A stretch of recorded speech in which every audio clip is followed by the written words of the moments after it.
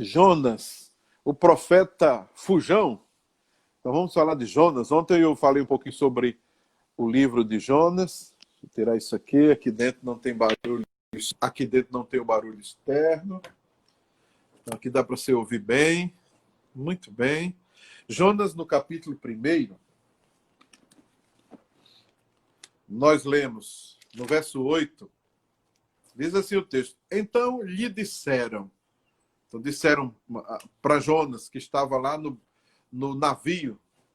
Então Jonas está lá no barco, o maremoto lá é violento, e eles prestes a naufragarem, afundarem ali.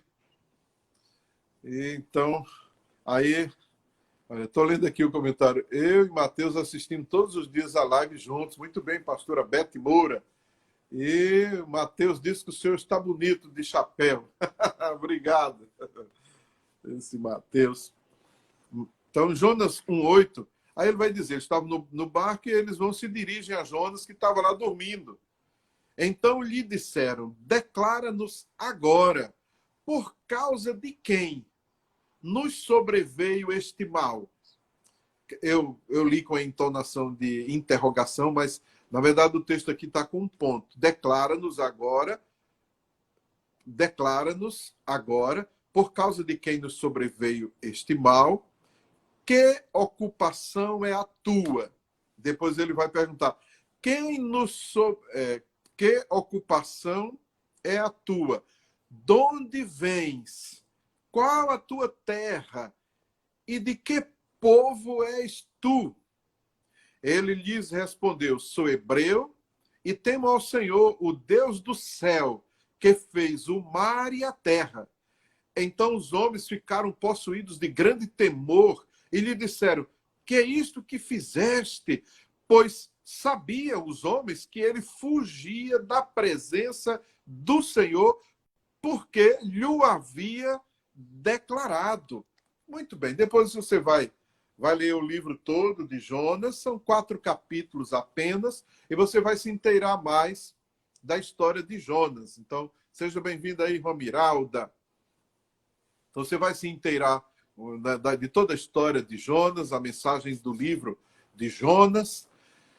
Deixa eu falar aqui sobre estas perguntas que foram feitas a Jonas. Ele diz assim, declara-nos agora por causa de quem nos sobreveio este mal. E aí, não é uma pergunta, mas tem cara de pergunta. Então, não tem no texto uma interrogação, para a gente dizer é uma pergunta, mas a sua palavra, o seu registro, leva a uma pergunta. Ele queria saber da parte de quem sobreveio, ou por causa de quem sobreveio este mal. A ideia dos marinheiros ali era saber por que esse vento se levantou de repente, não é período, época desse mar agitado assim, estava tudo tranquilo quando nós saímos, e de repente acontece tudo isso. Então tem alguém aqui carregado, mais ou menos assim. Então ele quer saber quem, por causa de quem. Aí o texto diz que eles lançaram sorte para descobrir, para saber o que era. Eles fizeram oferenda a seus deuses, fizeram de tudo. E lançaram sorte. E a sorte caiu sobre Jonas. E foram lá até Jonas e disseram, Jonas, como é que pode você estar deitado, dormindo aqui, numa situação dessa, a gente está prestes a morrer e você está tranquilo. Você está tranquilo demais. Tem alguma coisa errada com você. Agora nós queremos saber por causa de quem nos sobreveio esse mal. Aí ele começa. Que ocupação é a tua? De onde vens? Qual é a tua terra? E de que povo és tu? Muito bem. Baseado nessas perguntas, nesse contexto aí do capítulo 1 de Jonas, eu quero trazer uma reflexão nisso para os dias de pandemia que nós estamos vivendo, e aí transformar essa declaração numa pergunta. Então, por causa de quem veio este vírus?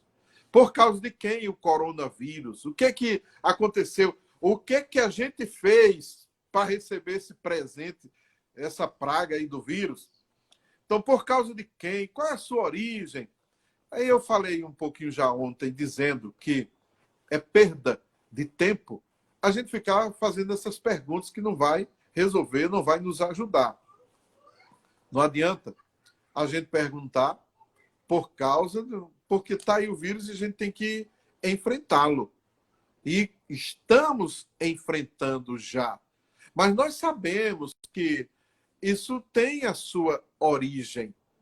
E nós não vamos entrar nessa teologia de buscar culpado, então, teologia de querer perseguir quem quer que seja, a China. Não. A gente precisa ter a consciência de que o vírus é chinês. Sim, o vírus é chinês. O vírus veio da China. Se ele não foi fabricado em laboratório, mas ele veio de lá, então é a terra dele, foi de onde ele surgiu e se espalhou pelo mundo inteiro. Isso é verdade. Está aí os Estados Unidos levantando essas questões, tentou, através da OMS, pesquisar a origem do vírus para tentar se proteger as nações até. A OMS não conseguiu acesso ao laboratório chinês. Depois, o próprio Estados Unidos mandou pesquisadores lá. A China não permitiu acesso, fechou lá o laboratório, se espalhou a praga, tanta gente morrendo, e eles simplesmente não têm uma explicação que convença a ciência, os cientistas. Tem alguma coisa errada, sim, nisso tudo. Quando a gente pensa agora em Jonas e naquela situação toda, os marinheiros dizem assim, tem alguma coisa errada aqui. Deixa eu fechar aqui a janela.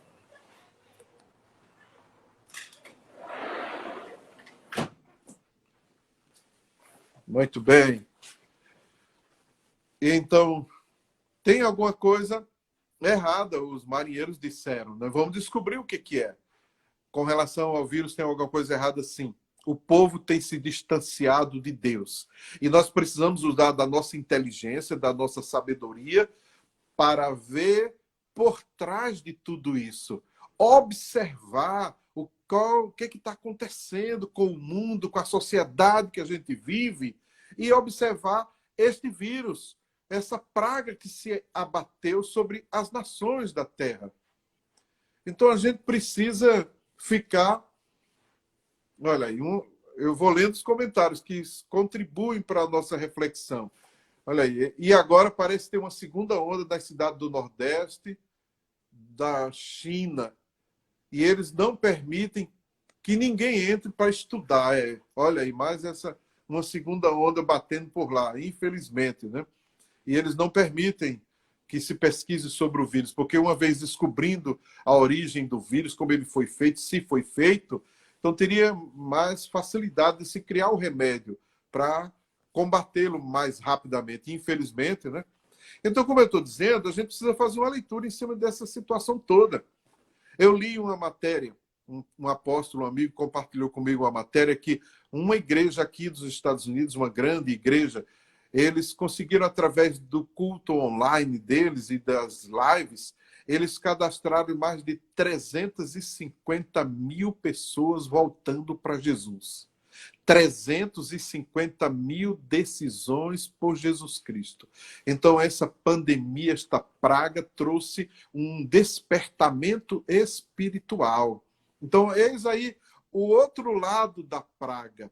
Então, enquanto Satanás ataca a humanidade, Deus usa essa situação para levar as pessoas à salvação. Olha só que coisa, não é? Então a gente está olhando e vendo como Deus faz as coisas. Deus transforma a maldição em bênção.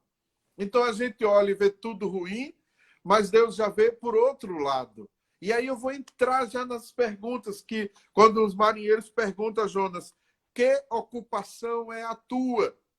Então eles perguntam a Jonas, Jonas, qual é a sua profissão? O que você faz da vida? Na verdade, os marinheiros estavam procurando saber por quem sobreveio aquele maremoto que estava para destruir a vida deles ali, o navio, eles morrerem afogados. Eles queriam descobrir por causa de quem estava acontecendo isso. Aí ele pergunta, qual é a tua ocupação? Então, qual é a sua ocupação, meu irmão? Olha aí o que é importante para Deus. Deus quer saber o que é que a gente tem feito com o chamado que ele fez para nós, dentro da nossa área de atuação, dentro da nossa profissão. Deixa eu dizer uma coisa para você, meu querido. Você não só será considerado chamado por Deus se você for ser um pastor, não. Na sua profissão, onde você está aí, Deus está te usando, Deus quer te usar, independente da sua profissão, independente da sua ocupação, Deus quer usar a sua vida, meu irmão. Onde você estiver, então deixa Deus te usar. Entendeu aí? Deixa Deus usar você. Aí, para os marinheiros, a cabeça deles, o entendimento teológico deles, e eles adoravam a deuses criados por eles. Adoravam a lua, as estrelas e tantas coisas mais. Mas no entendimento deles, a vida do homem estava voltada ao Deus a quem ele servia. Por isso a pergunta, vamos descobrir por quem chegou esse mar, o Deus do mar, e se revoltou contra a gente. Vamos descobrir por quê. Você vai ler o livro e vai entender melhor o que eu estou dizendo, porque eles já tinham feito oferendas aos seus deuses e nada resolveu. Aí quando ele chega e descobre que lançou sorte e caiu sobre Jonas, aí ele quer saber qual é a sua ocupação. A pergunta, na verdade, é: o que é que você tem feito que desagradou o seu Deus? Qual é a sua ocupação? Deus te deu uma ocupação para glorificar a Ele. Se você não está glorificando a Deus com o seu trabalho, com a sua profissão, com os dons e talentos que Deus te deu, você está desobedecendo ao chamado de Deus. Você está dando uma de Jonas, meu irmão. Então, no seu trabalho, testemunho de Jesus. Deixa eu comentar mais detalhadamente para você entender mais detalhado e mais facilmente.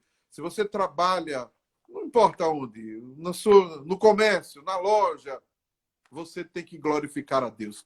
Uma vez que você serve a Deus, a sua ocupação tem que ser usada para a glória de Deus. Então escreva aí para você não esquecer esse ensinamento, essa mensagem. Coloca assim, ó: a minha ocupação deve glorificar a Deus.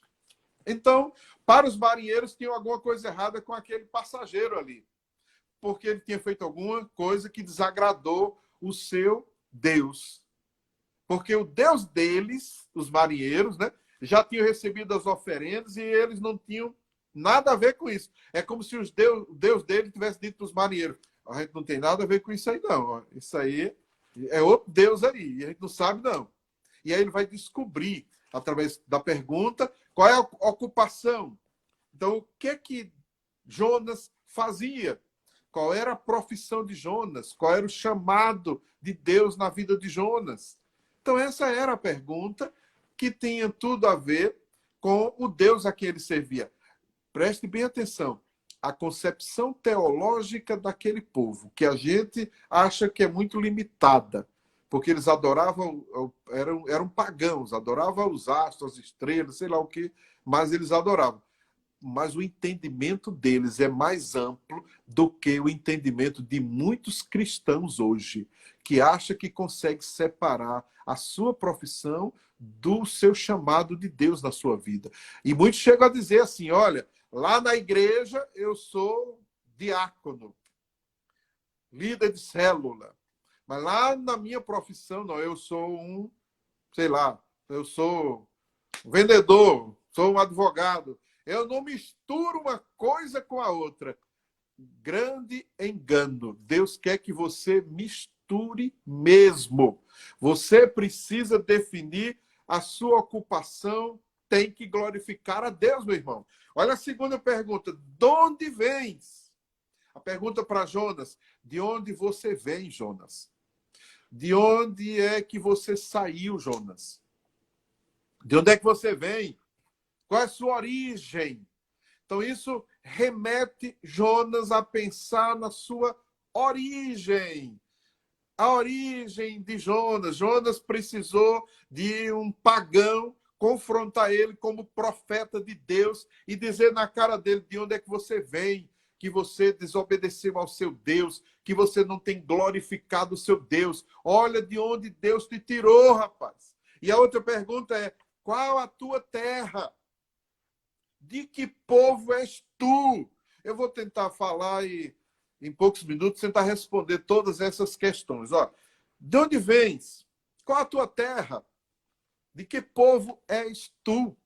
Então, na verdade, a pergunta para Jonas, daqueles marinheiros tão simples, pagãos, era dizer: Jonas, por que que você se rebelou contra o seu Deus? Olha só, presta bem atenção, Jonas. De onde é que você vem? Qual é, então, a sua terra? De que povo és tu? A ideia é: você não tem Deus? Qual é o teu povo? Que povo é esse que não existe, que não tem um Deus que cuida deles? Um Deus que eles servem. Cada povo, cada tribo, cada nação, naquela época, tinha o seu próprio Deus. Tinha até vários deuses. Não era só um, não. O paganismo ensinava isso. E Deus veio para ensinar e dizer: olha, só existe um Deus, Criador de tudo e de todas as coisas. Mas eles não sabiam ainda disso. Eles olharam para Jonas, que sabia disso, e eles logo viram que tinha alguma coisa errada com Jonas. O texto vai nos dizer que Jonas conversa, responde e conta a história dele. Não está registrado todo o relato, mas ele mesmo diz que passou a informação deles para eles. Então eles sabiam. Quando eles perguntavam, claro, ainda não sabiam. O registro vai nos ensinando isso. E aí a gente vai acompanhando a revelação. Então, de onde vens? Jonas, quando ouviu aquela pergunta, deve ter balançado.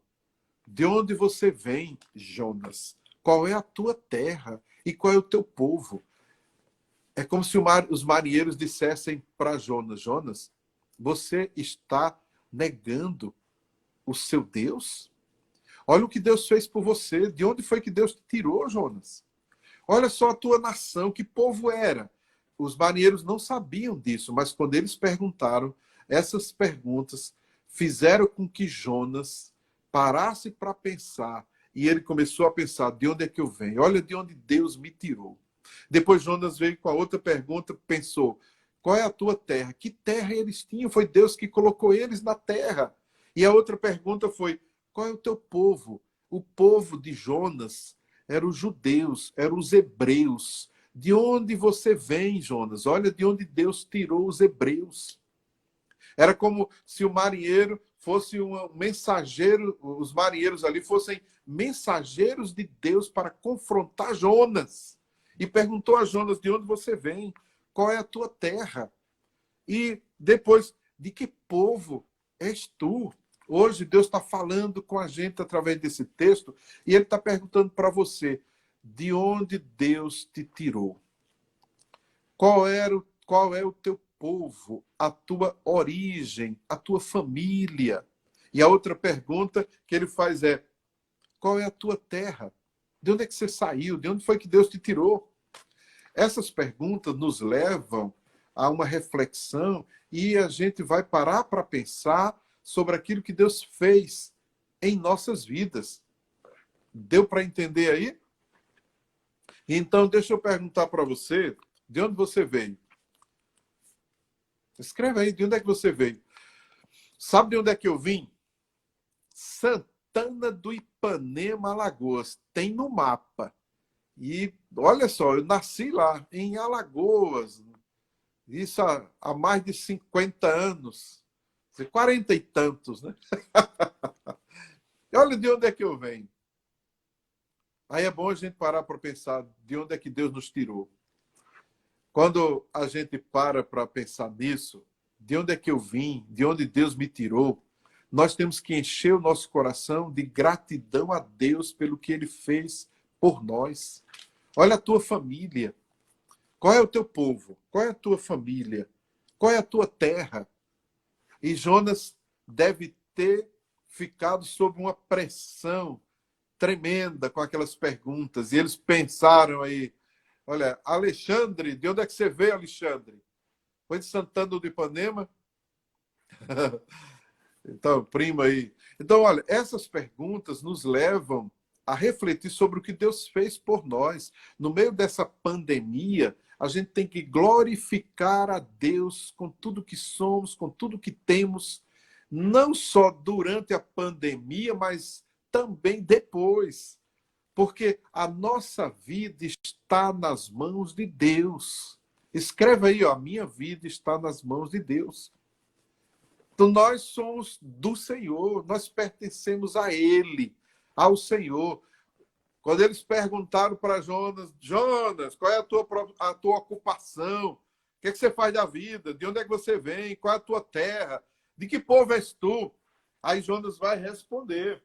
O texto de Jonas, capítulo 1, no verso 11, ele vai dizer, no verso 9, ele lhes respondeu, sou hebreu, e temo ao Senhor, o Deus do céu, que fez o mar e a terra.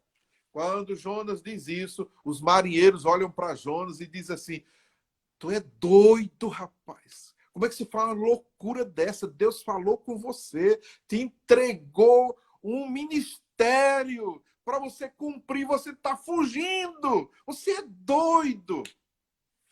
Quero falar para você, não fuja do chamado de Deus na sua vida, meu irmão. Não abandone o seu Deus, nunca, jamais. Em meio a essa pandemia, Deus está precisando dos seus servos para proclamar a palavra de esperança, de salvação, de livramento em Jesus Cristo e anunciar que só o Senhor é Deus. Aleluia! Deus abençoe sua vida, nenhum mal te sucederá, praga nenhuma chegará à sua casa.